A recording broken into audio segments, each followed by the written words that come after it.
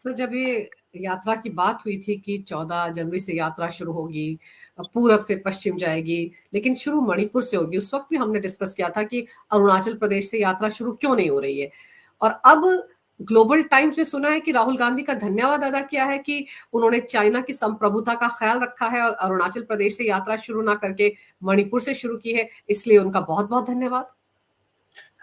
जैसे आप सोच के देखिए, कितनी बेशर्म फैमिली है ये, कि चाइना ने आज इनका पर्दाफाश कर दिया और इनकी तरफ से एक स्टेटमेंट भी नहीं है कि माई बाप ऐसा कुछ नहीं है। हम जाने को तो अरुणाचल भी जा सकते थे, हम नहीं गए क्योंकि वहां पे ठंड बहुत ज्यादा थी। आजकल कुछ भी बोल सकते थे, लेकिन इन्होंने इतनी भी गैरत नहीं है कि उसकी स्टेटमेंट का कोई काउंटर जवाब भी दे दे। चाइना को जवाब दे दें, ये पॉसिबल ही नहीं है। और मुझे याद है, मैंने आप ही के शो में कहा था, ये हिम्मत ही नहीं कर सकता कि अरुणाचल में जाकर ये अपनी यात्रा शुरू कर ले। क्यों? एग्रीमेंट ऑलरेडी इन्होंने चाइना के साथ कर लिया है।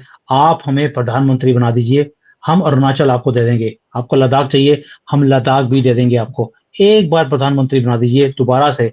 हम हिंदुओं की सरकार भारत में आने नहीं देंगे। यहाँ पर बुर्के परमानेंट कर देंगे और हिंदुओं को मार मार के यहाँ से या तो कन्वर्ट कर देंगे या भगा देंगे। और इनका प्लान पूरा पूरा तैयार है इस चीज को करने के लिए। ये चाइना के खिलाफ जाकर अरुणाचल से यात्रा शुरू कर ले, इम्पॉसिबल था ये।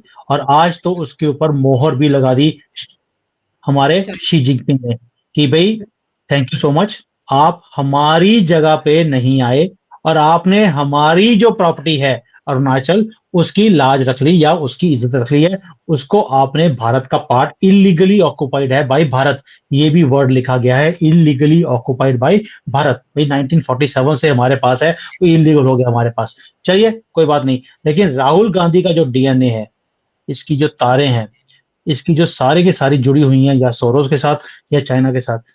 इसके बाद भी अगर लोगों को अकल ना आए, ये कितना घटिया फैमिली है, कितना घटिया आदमी है, कैसे कैसे एग्रीमेंट्स इन्होंने चाइना के साथ करे हुए हैं।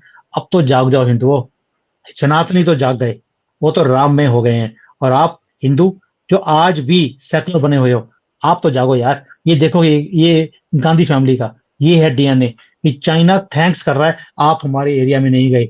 इसके बाद भी अगर आप इनको वोट करते हैं और इनको दोबारा से 10 सीटें भी दे देते हैं आप, तो आपसे ज्यादा बेवकूफ इस दुनिया में कोई और नहीं हो सकता।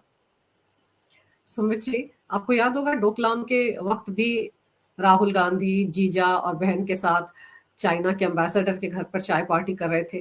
और तब जब ये बात मीडिया में आई थी कि ये वहां पर मौजूद थे, उस वक्त इन्होंने एकदम से डिनाई कर दिया था। कांग्रेस के प्रवक्ता सुरजेवाला ने एकदम से डिनाई कर दिया था, ऐसा कुछ नहीं है, झूठी खबरें। लेकिन तब भी चाइना ने या उन एम्बेसडर ने ही कुछ तस्वीरें सोशल मीडिया पर डालकर इनकी पोल पट्टी खोल दी थी कि ये सच में उनके घर पर थे। तब भी इनको मुंह की खानी पड़ गई थी। आज भी बार बार कह रहे थे ना, अरुणाचल प्रदेश के बारे में कोई कुछ नहीं कह रहा था कि वहां से यात्रा शुरू क्यों नहीं हो रही है। हम लगातार कह रहे थे कि वहां से इसलिए नहीं शुरू हो रही है क्योंकि चाइना नाराज हो जाएगा।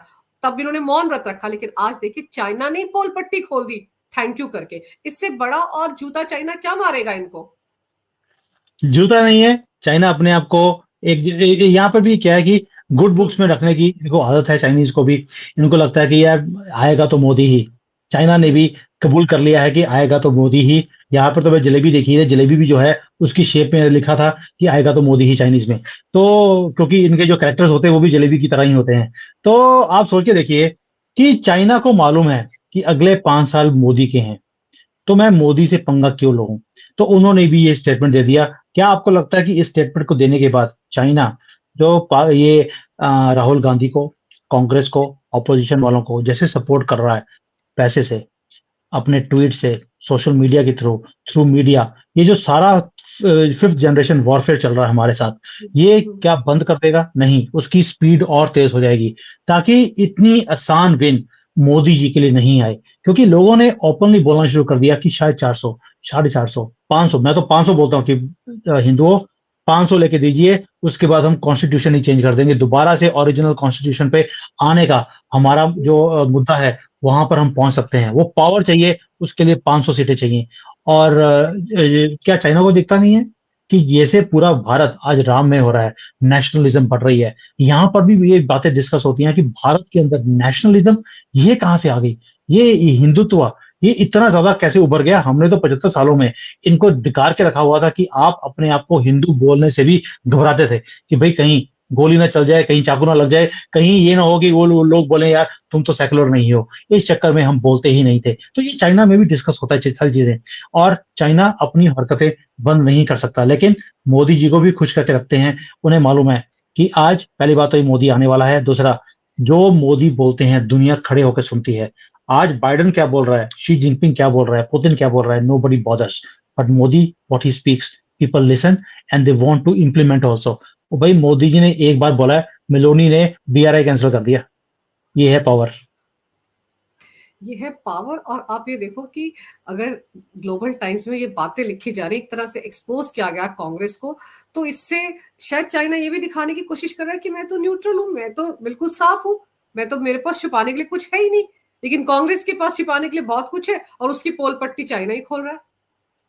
देखिए चाइना को तो मैं तब बोलूंगा कि भाई आप बिल्कुल न्यूट्रल हैं। आप एक बार 2008 का एग्रीमेंट भी दिखा देते। जब बाकी बिल्कुल। चीजें आप दिखा रहे हैं तो आप 2008 का एग्रीमेंट भी डाल दीजिए ट्विटर के ऊपर। जब आप बाकी सब कुछ ट्विटर पे डालते हैं वो भी डाल दीजिए, पानी का पानी साफ हो जाएगा, कोई दिक्कत ही नहीं है। That then we will say you are very neutral.